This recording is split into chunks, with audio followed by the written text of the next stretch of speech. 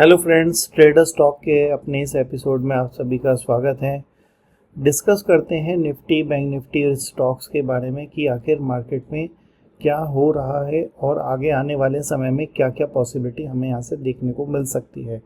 तो हम जैसा कि देख सकते हैं कि यहाँ पे ये जो फॉल आया था उसके बाद से हमने एक शार्प रिवर्सल मार्केट में देखा है, जो कि आप क्लियरली देख सकते हो कि एक तरीके का पूरा शॉर्ट कवरिंग का ही बाउंस था। लेकिन क्या मार्केट में शॉर्ट्स अभी भी कवर हो चुके हैं? ऐसा नहीं है, शॉर्ट्स अभी भी बहुत ज़्यादा हैं। मार्केट में अनसर्टेनिटी अभी भी बहुत ज़्यादा है, राइट। अगर आपको मार्केट एक दिन गैप अप दिखा रहा है तो अभी भी मार्केट नेक्स्ट डे आपको गैप डाउन ही दिखा रहा है।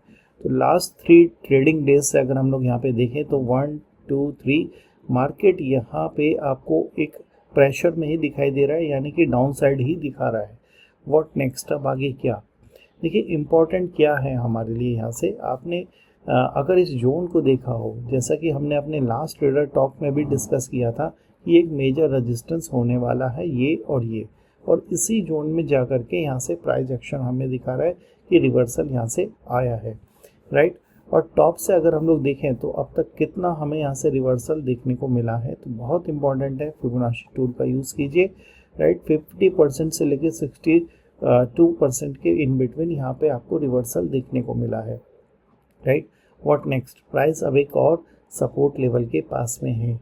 अगर प्राइस यहाँ से नीचे जाता है, मैं यहाँ से फिबोनाची टूल अब हटा देता हूँ, अगर प्राइस यहाँ से नीचे जाता है, किसी भी रीजन से डाउन साइड दिखाता है, राइट, और ये लेवल, इस लेवल को ध्यान रखना है जो कि गैप अप का लेवल है, राइट, 23,568 या 70 का लेवल, इसके नीचे जाएगा तो गैप फिल करने तभी आएगा। अगर नहीं जा रहा है इसके नीचे तो फिर हम लोग थोड़ा कॉशन रहेंगे सेल साइड के प्रोस्पेक्ट से। ये हम लोग इस तरीके से अपना कुछ व्यू इस तरीके से बना सकते हैं, राइट। तो गैप को आप यहाँ पे मार्क करके रखिए, अगर इस गैप में प्राइस एंटर किया तो गैप फिल करने आएगा ही आएगा, और अगर नहीं जा रहा है, राइट, अगर यहीं से रिवर्सल आता है तो प्राइस चांसेस है कि यहाँ से थोड़ा सा कंसोलिडेट करे। कंसोलिडेशन का जो फेज़ हम यहाँ पे देख सकते हैं इधर, कि प्राइस हो सकता है कि इस रेंज में, इन बिटवीन इस रेंज में कुछ समय अपना यहाँ पे बिताए, राइट। एक काफ़ी बड़ी रेंज है, आप यहाँ पे देख सकते हो, लगभग यहाँ पे 1000 पॉइंट की ये रेंज है।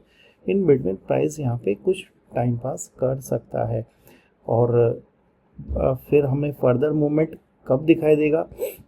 अगर प्राइस यहाँ से दोबारा से इस लेवल के ऊपर जाना स्टार्ट करता है तो हमें यहाँ से मल्टीपल लेवल पे रेजिस्टेंस तो दिखाई देंगे, लेकिन प्राइस के यहाँ से ऊपर जाने के चांसेस भी बढ़ जाते हैं, राइट। फिर हम नेक्स्ट लेवल यहाँ तक आप देख सकते हो।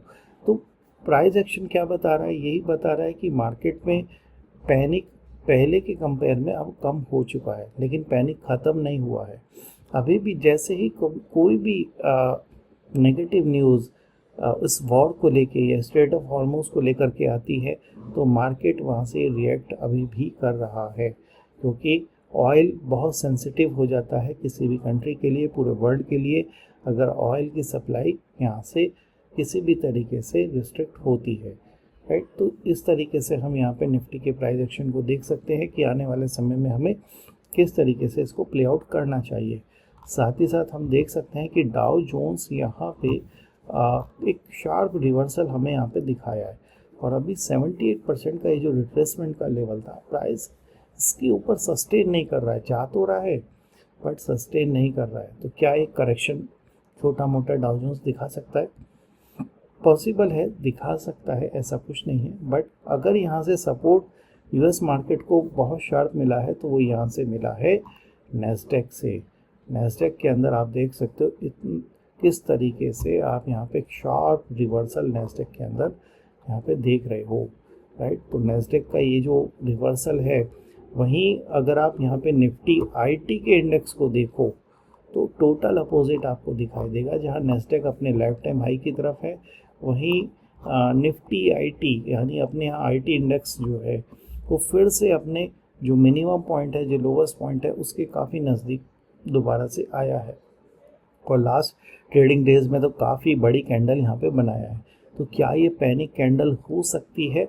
तो ये यहाँ पे देखने वाली बात रहेगी कि निफ्टी आईटी के अंदर क्या फर्दर सेलिंग हमें यहाँ से देखने को मिलती है। अगर इसका ब्रेकडाउन किया तो और डाउनसाइड हमें यहाँ से देखने को मिल सकती है, यानी कि लास्ट लेग हो सकता है कि इसके अंदर आ जाए अगर फिर से अगर इसका ब्रेकडाउन होता है, राइट। और अगर नहीं होता है, जैसा कि यहाँ पे नेस्डेक का प्राइस एक्शन हमें देखने को मिल रहा है, जिस तरीके से हमें यहाँ पे प्राइस एक्शन देखने को मिल रहा है, तो अगर यहाँ से ब्रेकडाउन होता है, राइट, तो हमें यहाँ से फर्दर डाउनसाइड देखने को मिलेगा। बट नेस्डेक का जो प्राइस एक्शन है उसके अकॉर्डिंग हमें यहाँ पे मंडे को एक बार निफ्टी आईटी पे अपनी निगाह जरूर बना के रखनी चाहिए कि निफ्टी आईटी आखिर क्या करता है।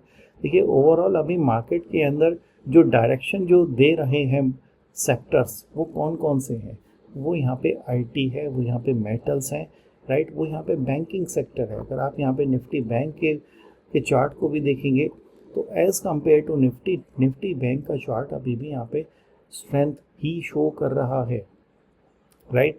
जहाँ पे आप देख सकते हो कि निफ्टी के अंदर हमें लास्ट ट्रेडिंग डेज में -1.14% की गिरावट देखने को मिली, तो वहीं बैंक निफ्टी में 0.38% की ही गिरावट देखने को मिली। तो बैंक निफ्टी के अंदर स्ट्रेंथ है, राइट। तो बैंकिंग हो गया, यहाँ से आईटी हो गया, मेटल हो गया, राइट, फाइनेंस हो गया, इन सब पे अब हमें थोड़ा सा यहाँ पे ध्यान देना पड़ेगा कि ये सेक्टर अब किस तरीके से यहाँ पे अपने आप को आगे फर्दर मूवमेंट के लिए तैयार करते हैं, राइट। तो ये हो गया हमारा इंडेक्स को लेकर के ओवरव्यू। अब हम लोग एक बार फिर से यहाँ पे अगर आए तो कमोडिटी की तरफ जरूर हमें ध्यान देना चाहिए। देखिए क्रूड ऑयल ब्रेंट यहाँ पे आखिर कर क्या रहा है। देखिए ब्रेंट के अंदर यहाँ पे जो हाई लगा है, राइट, हम लोग यहाँ पे देख सकते हैं मार्च मंथ में ही हाई लगा है लगभग 120 के आसपास का। उसके बाद से ये टोटल एक साइडवेज फेज ही दिखा रहा है। कोई भी गिरावट यहाँ पे डाउनसाइड पे सस्टेन नहीं कर रही है और कोई भी बाउंस यहाँ पे 100 के ऊपर जैसे ही जाता है या फिर 110 के नज़दीक आता है तो वहाँ से सेलिंग भी आ रही है। तो क्रूड ऑयल के अंदर चल क्या रहा है, क्रूड ऑयल के अंदर एक ऐसी कंडीशन है या एक ऐसा फॉर्मेशन यहाँ पे बना हुआ है कि ये बहुत ज़्यादा अनसर्टेनिटी शो कर रहा है। मतलब रिएक्शन इसके अंदर कुछ इसी तरीके से आ रहे हैं। या आप यहाँ पे देख सकते हो इधर हुआ था गैप डाउन और धीरे धीरे करके इसने इस गैप को फिल किया है। क्या फर्दर ये ऊपर जा सकता है? तो सारी चीज़ें क्रूड ऑयल की एक्शन जो डिपेंड कर रहा है वो यही डिपेंड कर रहा है कि आखिर यहाँ से फर्दर क्या वॉर बढ़ने वाला है या फिर यहाँ से कूल ऑफ होता है, राइट। तो नेचुरल गैस को अगर हम लोग देखें तो नेचुरल गैस के अंदर कोई बड़ा प्राइस एक्शन अब हम नहीं देख रहे हैं। नेचुरल गैस के प्राइस स्टेबल हैं। इसके पीछे का रीज़न हम लोग यहाँ पे वेदर को भी कह सकते हैं। जिस तरीके से समर सीजन चालू है तो गैस की डिमांड यहाँ पे ऑटोमेटिकली भी कम हो जाती है। बात करें यहाँ पे गोल्ड एंड सिल्वर की तो देखिए गोल्ड एंड सिल्वर में सिल्वर अब यहाँ से ना हम लोग ये डेली टाइम फ्रेम का चार्ट देख रहे हैं। सिल्वर के अंदर अब यहाँ से ये जो गिरावट का जो दौर था ये ख़त्म हो चुका है। मतलब कि यहाँ पे ये जो लो बना था सिल्वर के अंदर, जिसे हमने यहाँ पे मेजर किया था कि भैया इस रेंज में सिल्वर आ सकता है लगभग 2 लाख के आसपास तक, वो गिरावट का दौर अब लगभग ख़त्म हो चुका है।